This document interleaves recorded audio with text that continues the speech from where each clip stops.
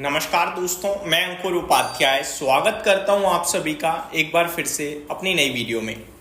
दोस्तों यहाँ पे आप सभी के साथ बात करूंगा सबसे पहले भारतीय बाजार के बारे में, निफ्टी के बारे में, फिर एफआईडीआई के डेटा के बारे में, फिर क्वार्टरली नंबर्स जो आए हैं उनमें तेजी या मंदी की एक्सपेक्टेशंस, और उसके बाद आप सभी के साथ बात करूंगा जो खबरों के दम पर एक्शन में होंगे उसके बारे में। सबसे पहले निफ्टी से शुरुआत करते हैं। 24,968 के लेवल्स पे निफ्टी आज क्लोजिंग देते हुए दिखाए, मतलब फ्राइडे को क्लोजिंग देते हुए दिखाए। कल की बात करें तो लेवल्स कुछ इस प्रकार है कि थोड़ी रेंज है मेरे पास, एक बड़ी रेंज है। पहले मैं आपको पूरे हफ्ते थर्सडे तक के लिए रेंज बताना चाहूंगा जो मेरे अकॉर्डिंग मुझे दिखती है। 24,800 टू 25,300 की रेंज दिखती है मुझे।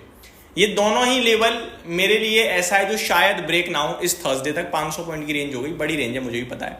अगर मैं इसे थोड़ा छोटा करूं, 300 पॉइंट में लाकर खड़ा करूं तो 24,900 से 25,200 की रेंज है। ये मेरे लिए थोड़ी मीडियम रेंज हो गई। और अगर मैं बिल्कुल प्रॉपर कल के ही डिस्कशन से बात करूं तो आई थिंक 25,050 और 24,900 ये 150-200 पॉइंट की रेंज हो सकती है।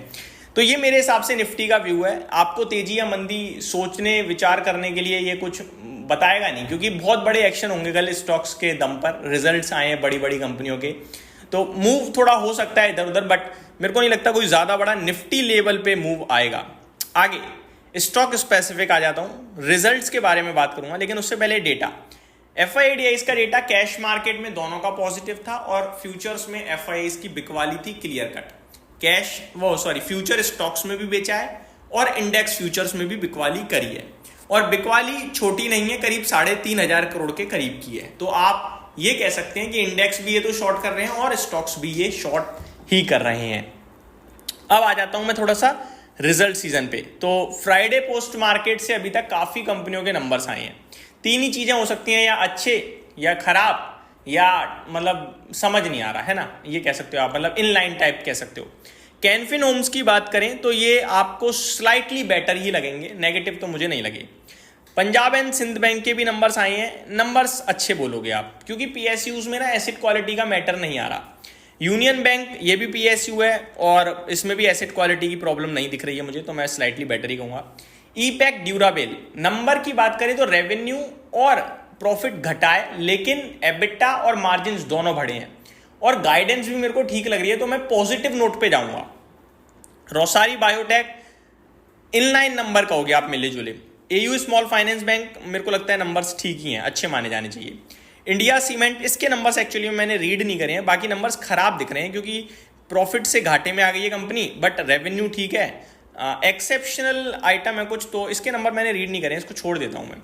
आईसीआईसीआई बैंक नंबर्स ठीक हैं, बट प्रोविजंस वही है, सारी प्राइवेट क्षेत्र में बढ़ रहे हैं, प्रोविजंस इसके भी काफी आए हैं, बट ओवरऑल मैं अच्छी बोलूंगा। एचडीएफसी बैंक, इसके नंबर्स भी मैं अच्छे ही बोलूंगा, प्रोविजन बहुत ज्यादा बढ़ गए हैं, बस यही नेगेटिव है। तो एसेट क्वालिटी में प्राइवेट सेक्टर में दिक्कत आई है। आर पावर, इसके नंबर मैंने रीड नहीं करे हैं, बट मैं शॉर्ट में बताना चाहूंगा, ईयर ऑन ईयर बेसिस पे तो ठीक नंबर लग रहे हैं। जेके सीमेंट सुपर नंबर लगे मुझे, सेंट्रल बैंक के नंबर्स भी अच्छे ही लगे हैं, शेषशाही के नंबर सुपर खराब लगे हैं, आरबीएल के इनलाइन लगे हैं, यस बैंक के अच्छे नंबर्स हैं, रिलायंस इंडस्ट्रीज के मिले जुले भी कह सकते हो, नेगेटिव भी कह सकते हो।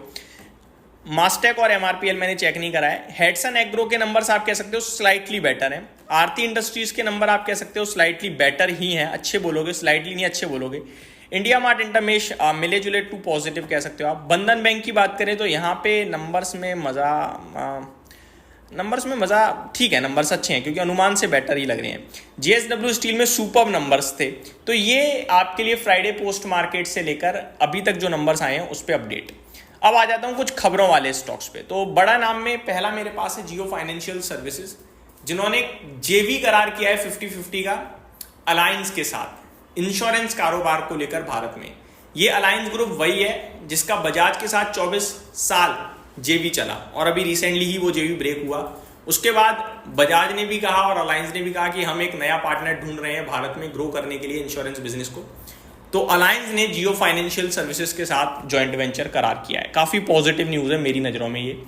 दूसरा स्टॉक है दोस्तों इरकॉन इंटरनेशनल, काफी सारे ऑर्डर्स मिले हैं और लेटर ऑफ अवार्ड भी मिला है ऑर्डर्स को लेकर। तो ये भी एक पॉजिटिव स्टॉक है जो मेरे हिसाब से आपके लिए एक्शन में रहना चाहिए। बाकी डिलीवरी की तरफ से खबर है, कंपनी ने एक्वायर किया है मेजॉरिटी के स्टेक ईकॉम एक्सप्रेस में लगभग 1369 करोड़ में, तो पॉजिटिव न्यूज मानी जाएगी। नेगेटिव न्यूज आ रही है वारे रिन्यूएबल टेक्नोलॉजीज के लिए, जहां पे खबर आ रही है कि cancellation of 125 megawatt AC solar project EPC order. तो एक आप ये कह सकते हैं ऑर्डर कैंसिलेशन की खबर है, तो ये नेगेटिव है, काफी नेगेटिव बोलूंगा मैं। यस बैंक के लिए खबर है कि company agrees to raise up to 16,000 crore through equity and debt option. तो कंपनी 16,000 करोड़ रुपए जुटाने के लिए तैयार हो गई है। यस बैंक ने ऐसे कहा है, हो सकता है डेट के माध्यम से जुटाए या इक्विटी के माध्यम से जुटाए, तो ये अपडेट है। वारे एनर्जीज के लिए खबर है, company units get 500 megawatt module supply order, तो इनके लिए पॉजिटिव है। टैक्स मैक और रेल को लगभग 48 करोड़ के ऑर्डर्स मिलते हुए दिख रहे हैं, और इसी तरीके के एक आध स्टॉक और है जो ऑर्डर्स के खबरों के दम पर एक्शन में रहेगा। तो ये कुछ स्टॉक्स हैं जो कल आपके लिए एक्शन में रहेंगे। यही समाप्त करता हूं इस वीडियो को। Thank you so much for watching this video. Good night guys.